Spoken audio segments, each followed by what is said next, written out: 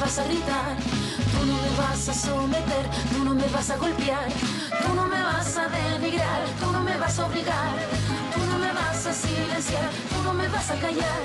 No sumisa ni obediente, mujer fuerte, insurgente, independiente y valiente, romper la cadena de lo indiferente, no pasiva ni oprimida, mujer linda que das vida, emancipada en autonomía, antipatriarca y alegría.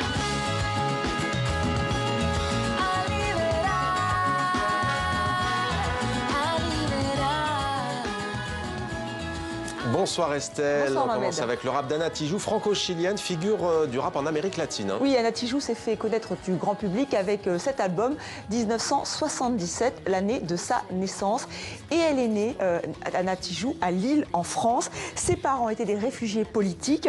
Ils ont fui la dictature de Pinochet, un passé politique et familial que l'on retrouve dans ses chansons. C'est une artiste engagée. On l'a entendu dans ce titre, Anti-patriarcat, où elle prend fait et cause pour les femmes. Anna Tijoux d'ailleurs revendique ses influences féministes. Elle explique que Simone de Beauvoir ou encore Gabriela Mistral, prix Nobel de littérature, l'ont inspirée. Alors dans son dernier album, Bengo, elle mêle le son hip-hop aux musiques traditionnelles de l'Amérique latine. Le son hip-hop, eh bien, l'a contracté en France et maintenant elle est devenue une star, une grande personnalité de la chanson du rap en Amérique latine. Notre envoyé spécial, Laurie Fachaud, l'a rencontrée au Chili. L'amour, c'est quelque chose de très bon. Quelques notes de français sur un air de tango. Le temps d'une chanson, Anna Tijoux s'éloigne du rap. C'est en France que la rappeuse franco-chilienne a découvert ce style. D'abord à Lille où elle est née, puis à Paris où elle a vécu avec ses parents exilés pendant la dictature de Pinochet. Le hip-hop, ça a toujours été un lien avec qui j'ai grandi, et parce que je crois que, d'une certaine manière, étant fils d'émigrés en France, ça représente aussi, je crois que le hip-hop, c'était une terre des sans-terre, en fait. Un style unique qui porte la révolte des opprimés, récompensé par un Latin Grammy Awards et l'équivalent de 3 victoires de la musique au Chili.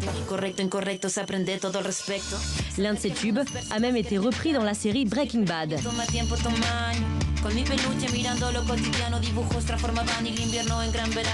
Anna est rentrée au Chili à l'adolescence avec dans ses bagages les enseignements de ses années en France. Ça m'a apporté énormément de littérature et de poésie. Je crois que c'est ce que je remercie le plus. Dire à cette France qui est si riche en énorme communauté immigrée. Ça donne une force en France, inimaginable. Et j'en suis très fière.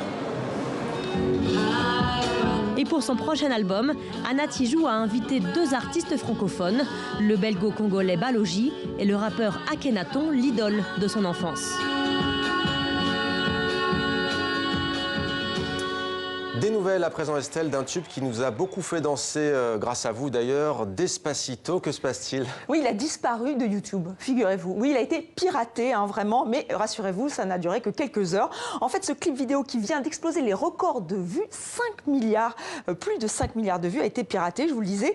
Ceci explique peut-être cela. Alors d'abord, on a changé le titre, enfin les pirates ont changé le titre, puis après ils ont enlevé l'image d'accueil, et après ils l'ont fait disparaître l'espace de quelques heures seulement. On appelle ça le défacement.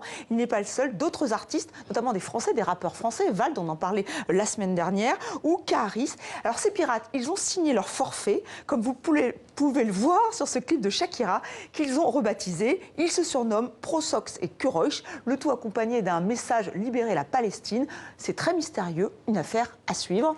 Et en revanche, je vous quitte sur une dernière nouvelle assez triste, puisque c'était une BD culte et un auteur culte. On a appris la mort de Fmur, le créateur du Génie des Alpages, alias donc Richard Pézaré. Il nous laisse une série, un chef-d'œuvre de non-sens avec ce trait extrêmement léger. Voilà, alors c'est Athanase, le berger pensif et rêveur, ou encore Romuald, le bélier adulé, et toutes ces brebis qui sont très tristes ce soir. Et nous aussi, Richard Pézaré avait 72 ans. C'était Demander le programme. Merci Estelle pour cette chronique culture. À demain. À demain.